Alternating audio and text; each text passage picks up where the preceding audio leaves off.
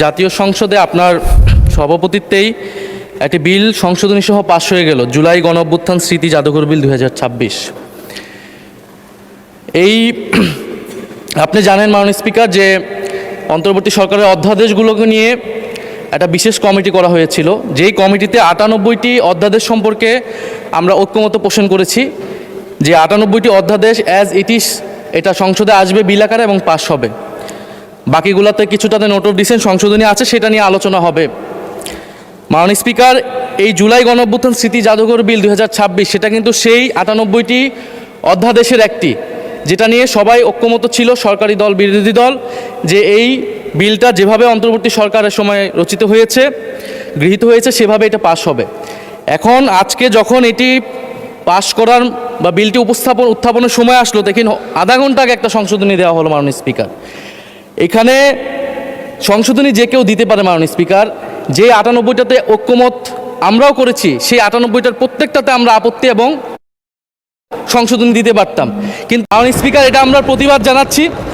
এবং যেই সংশোধনী, স্পেসিফিক সংশোধনী নিয়ে যদি আমি একটু বলি 2 মিনিট, যেখানে 2টি সংশোধনী, বিশেষ সংশোধনী এনেছেন একজন মাননীয় সংসদ সদস্য, যেখানে তিনি প্রস্তাব করেছেন যে সংস্কৃতি বিষয়ক মন্ত্রণালয়ের দায়িত্বে নিয়োজিত মন্ত্রী বা প্রতিমন্ত্রী এই জাদুঘরের যে পরিচালনা পর্ষদের সভাপতি হবেন। আগের সংশোধনীর আগের বিলটিতে ছিল যে একজন বিশেষজ্ঞ, সরকার কর্তৃক নিয়োজিত একজন বিশেষজ্ঞ সেটার প্রধান হবেন।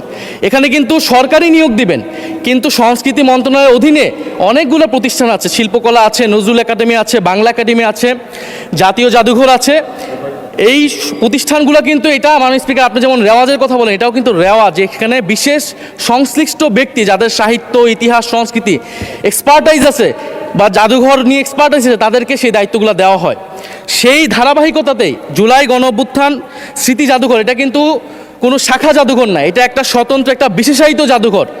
যেই জাদুঘরের গঠিত হওয়ার সময় সকল পক্ষের মতামত নেওয়া হয়েছে, যেই জাদুঘরের স্মৃতি কথাতেও সকল পক্ষের, পুরা আমাদের শুধু গণ অভ্যুত্থানের নয়, আমাদের গত 16 বছরের ফ্যাসিবাদ লড়াইয়ের স্মৃতিগুলো নেওয়া হয়েছে, সব কিছুই সেখানে আছে। কিন্তু এখন যদি মন্ত্রীকে সেখানে বসানো হয়, প্রথমত এটা রেওয়াজ ভঙ্গ করা হয়, দ্বিতীয়ত এটা যে আমরা যেই সরকারের, বর্তমান সরকারের প্রবণতা দেখছি বাংলাদেশের সকল প্রতিষ্ঠানকে দলীয়করণ করা, সেটারই একটা ধারাবাহিকতা মাননীয় স্পিকার।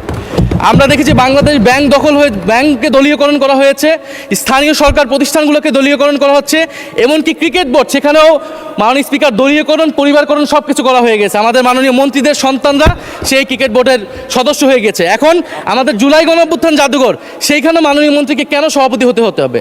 সেটা তো মন্ত্রণালয়ের অধীনে একটি প্রতিষ্ঠান। আর দ্বিতীয় যে সংশোধনী, যে সরকার চাইলে যে কাউকে বাদ দিয়ে দিতে পারবে, এইটা সকল পক্ষের, ফ্যাসিবাদ বিরোধী সকল পক্ষের একটা অংশীদারিত্ব সেখানে আছে। এই জাদুঘর পরিচালনা করার ক্ষেত্রে, যে কোনো গুরুত্বপূর্ণ সিদ্ধান্তের ক্ষেত্রেও এই জিনিসটা মানা উচিত, সকলের সেই কনসেনসাস থাকা উচিত। এখন সরকার সম্পূর্ণভাবে এটার নিয়ন্ত্রণে নেওয়ার চেষ্টা করা হচ্ছে, নিয়ে যাচ্ছে এই বিল পাসের মাধ্যমে।